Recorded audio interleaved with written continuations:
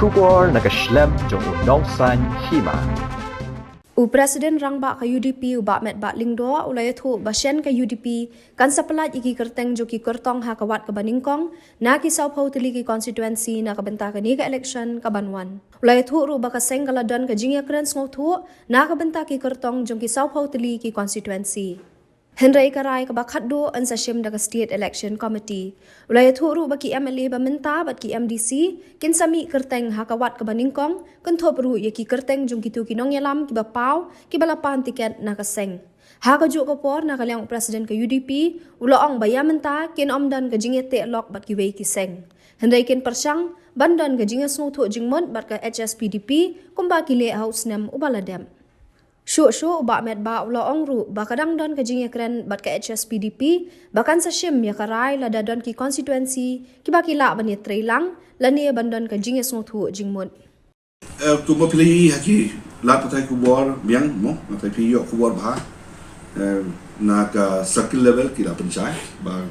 kanum don kono kono pe jing kita ko ba dei ba ka jing mi no jong we ne ki ko jong ka parti UDP na po isni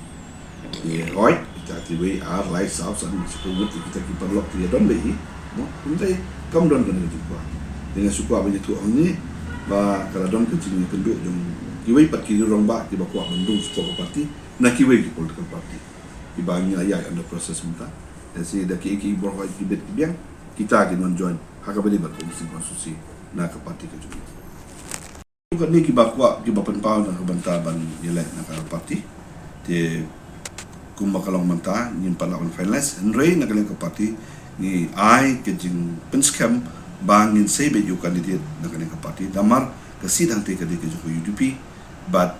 hakane ke by election ke balda ngira job na po UDP mo but ni so ba kani ka sit ngim de ban do dalele ru but ngi de taman mun sek kandidat ngi de ban job ru ya ka mo kan konsus preparation na ka benta ka jing pikre na ka benta ka manifesto ka barong kimat jong ka nongrim ka ba kum ka parti ka yang kimat ban ya ki pai ba ngi kala ya shat mentah ngila pandu ya ki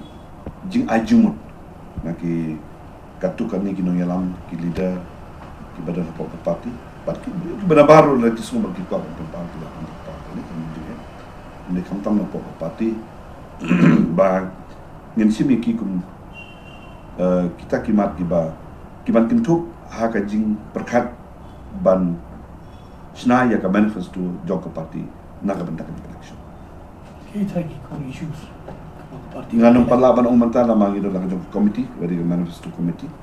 dengan try ka nong ka eke bawa ka 4 day por yang siap dengan kena kata ngi ibu bon ki ba ni perkat ba ngi kwa ibangin bu ya ki manifesto ki ba ngi la ba ngi de ban kan